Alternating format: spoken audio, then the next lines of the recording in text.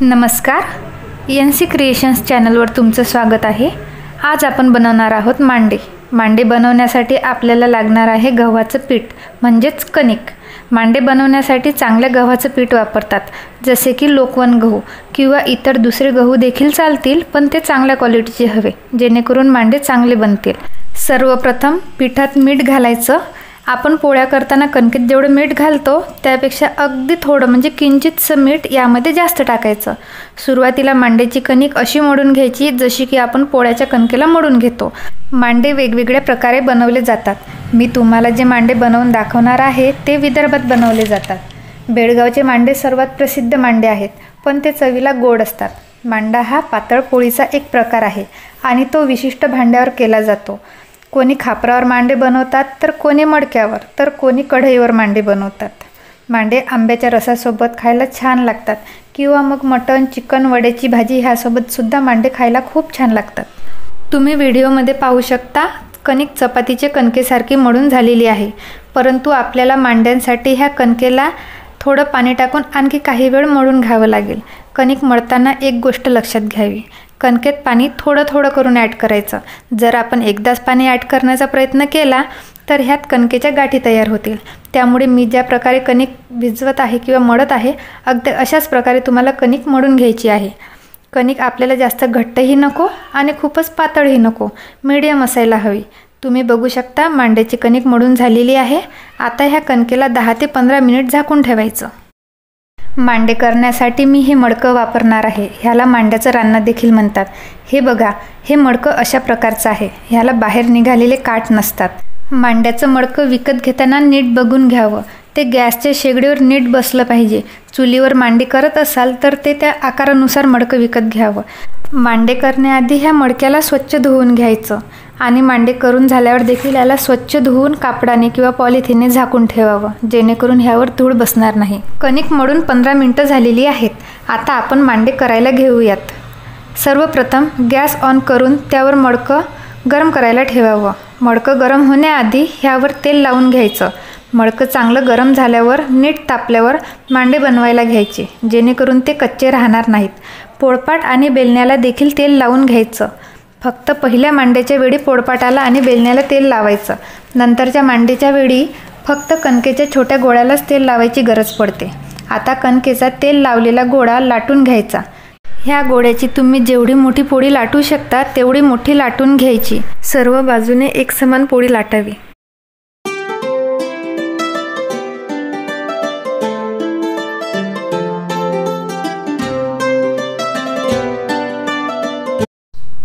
पोळी लाटून झालेली आहे। आता ह्या पोळीला उचलून अशा प्रकारे आणखी मोठं करण्याचा प्रयत्न करायचा। व्हिडिओमध्ये दाखवल्याप्रमाणे मांड्याला अशा प्रकारे मोठ्या आकारात वाढवून घ्यायचं। मडकं छान तापलेलं आहे, त्यामुळे एक मांडा 5 ते 10 सेकंदात शिजून रेडी होईल।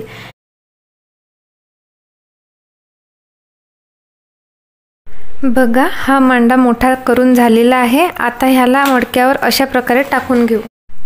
मांडा शिजवताना खूप जास्त वेळ मडक्यावर ठेवायचा नसतो, त्याने तो कडक होतो। मडकं छान तापलेलं असल्यामुळे मांड्याचा रंग लगेच बदलतो। रंग बदलला की त्याची ह्या प्रकारे घडी मारावी। घडी घातल्यावरती घडी पलटवून घ्यावी आणि 4-5 सेकंद तो मांडा परत शिजवून घ्यावा। गॅसची फ्लेम हाय फ्लेमवरच ठेवावी, जेणेकरून मडक्याचं टेम्परेचर कमी होणार नाही आणि मांडा देखील योग्य प्रकारे तयार होणार। मांडे करण्याची प्रोसेस तुम्हाला चांगल्या प्रकारे समजावी म्हणून मी व्हिडिओमध्ये आणखी मांडे बनवून दाखवलेले आहे, त्यामुळे व्हिडिओला शेवटपर्यंत नक्की बघा।